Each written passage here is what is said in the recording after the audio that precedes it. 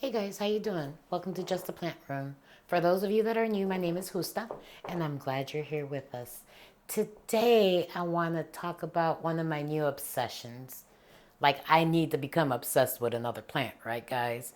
Anyway, the plants are Anthuriums, and it's the pendant variety. And I've got three that I currently own right here on my table, and I'm going to show you two more. One that should be on its way, and the other one that I want for Mother's Day, and he was going to get for me, but they were sold out. Darn it. Anyway, if you like this type of content, stick around.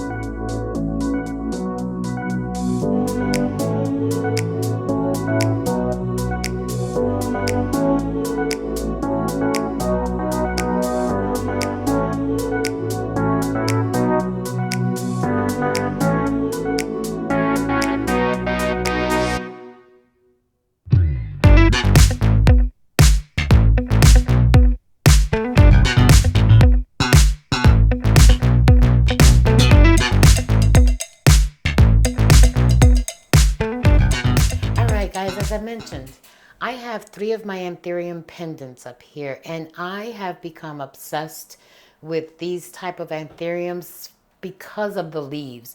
Now, I've told you before, I'm a leaf girl, and I like these strappy leaves that these sport. Now, the one thing that you'll notice about my Anthuriums is that they're all planted in no drainage.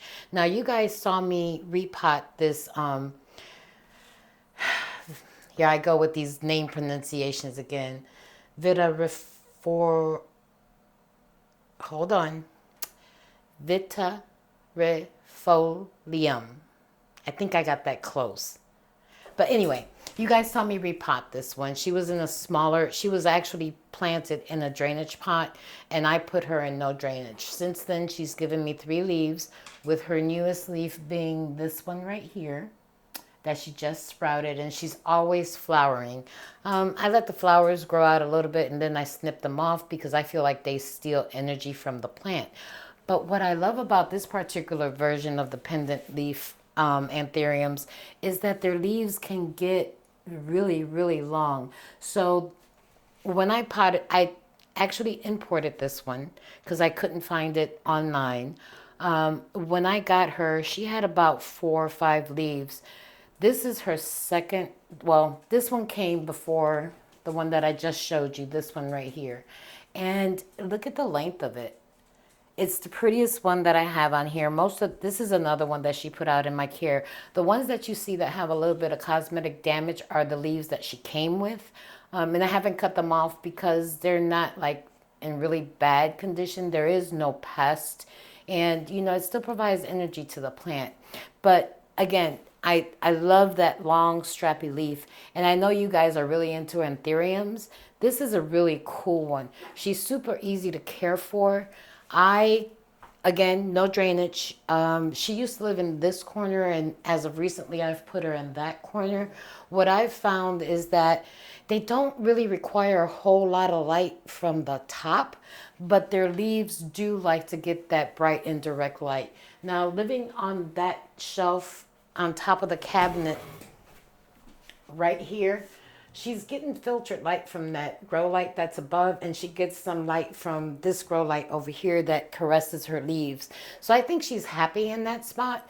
I haven't had any problems with her, so this is one that I would highly recommend. I've had this one since September of 2023, and she's doing really good. Now, this one is a newer one to my collection. This one I got in, I want to say January of this year. And again, she was another import.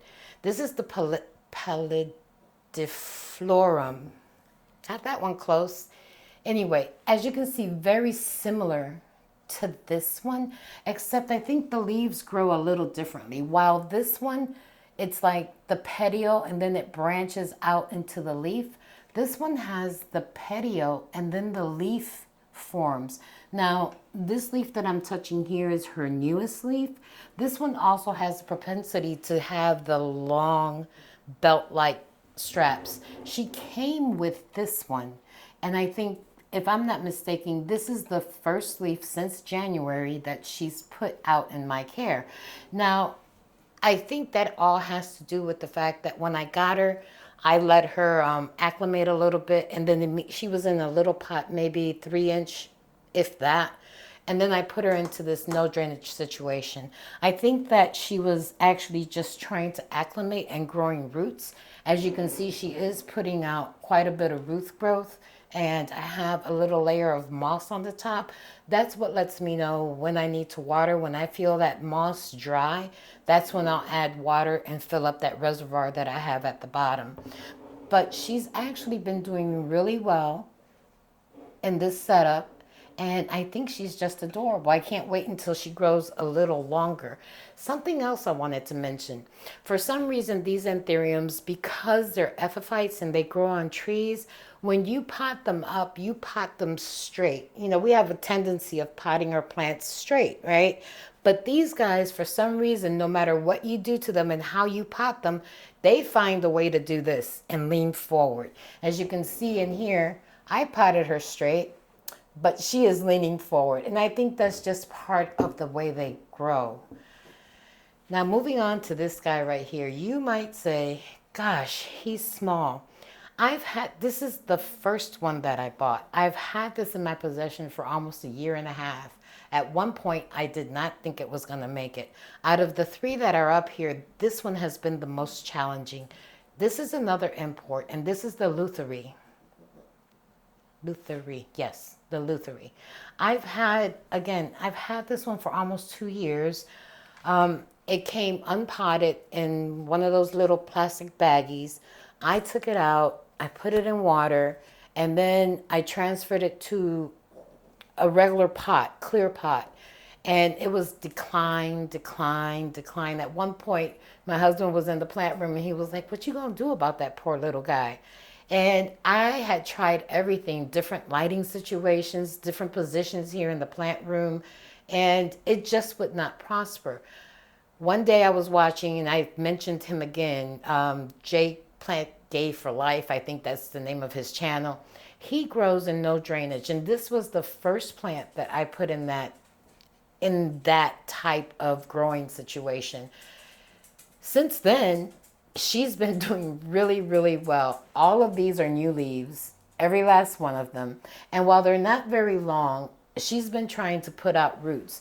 When I put her in here, she had no roots. And now, I don't know if the camera can focus on that, but at least I'm starting to see some root growth, which before I could not see in this plant. Yeah, so I think for me, this has been the most challenging out of the pendants that I have. This one right now lives on top of this thing, and it's hidden. She doesn't get a whole lot of light, and I think she actually likes that. She lives right here on this shelf, and she's getting just a wee bit of light from these inexpensive spider grow lights that we can get on Amazon, and then her leaves just get ambient light. And I don't know. She's doing well. I refuse to move her from that spot because if you look here, she's getting ready to put out another leaf.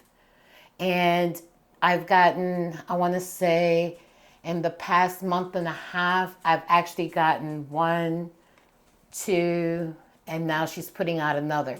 So I think she's found her happy place, and I am happy because she wasn't inexpensive for the small plant that, well, she wasn't small when I got her. She just totally deteriorated when I bought her.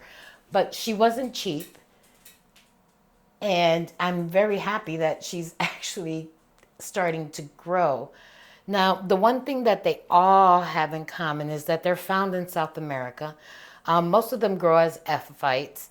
A couple of them live in biodomes and or like the moist wetlands.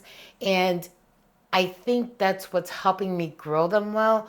For instance, these two, because the soil stays moist, not necessarily wet, but moist, they seem to do okay. And it's good for me as well because I've got a lot of plants, and these are a few that I don't have to worry about watering every week. I just monitor that reservoir, and when I see that it is dry, and because they're in glass, I'm able to determine when I'm going to water.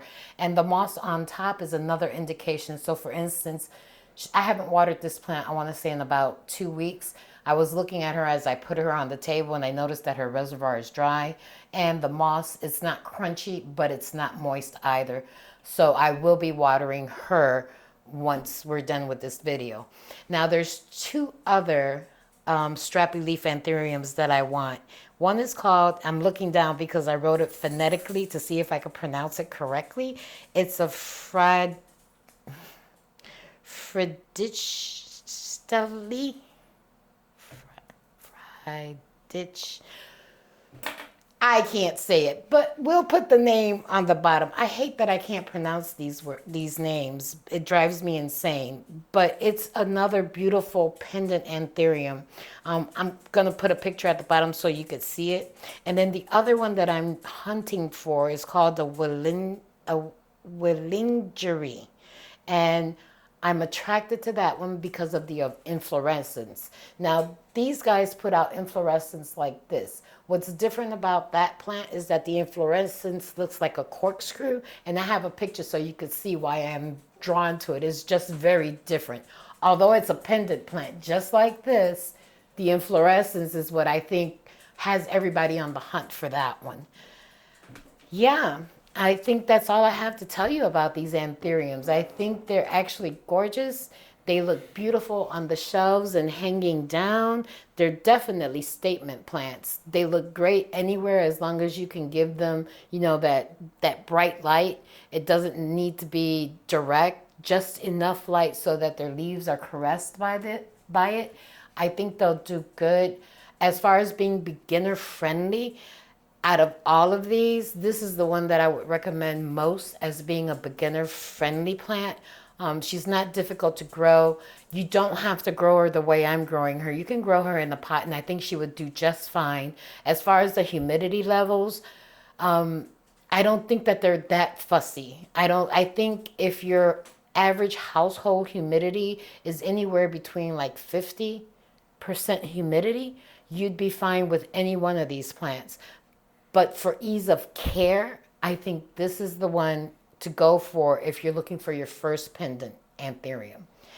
All right, guys, I think that's all I have to show you today. If you like this type of content, don't forget to like, subscribe, and drop me a comment. I love to hear what you guys have to say. Talk to you real soon. Bye.